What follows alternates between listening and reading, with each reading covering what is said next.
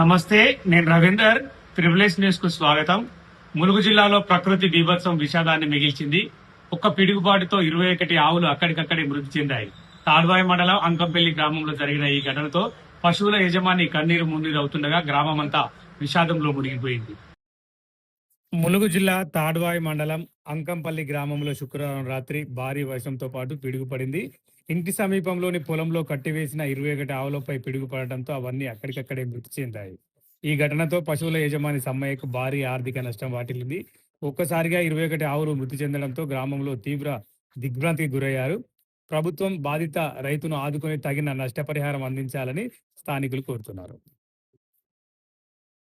మరి పిడుగులు వర్షాలు నైట్ 12 గంటలు స్టార్ట్ అయ్యి నైట్ కల్లా 4 గంటల వరకు పిడుగులు వేస్తూనే ఉన్నాయి. ఇదొక పిడుగు మన మంకిడి సమ్మయ్య అని అంకంపల్లి గ్రామంలో ఆయన పశువులు మొత్తం 50 ఉంటాయి.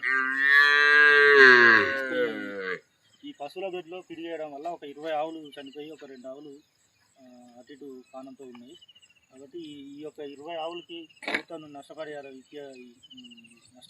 ఇవ్వాలని యొక్క రైతు కోరుకుంటున్నారు.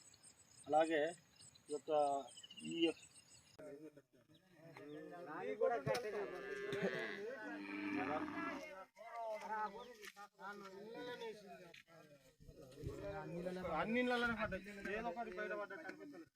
అన్నిళ్ళనే పడ్డాయి పిడుగులు.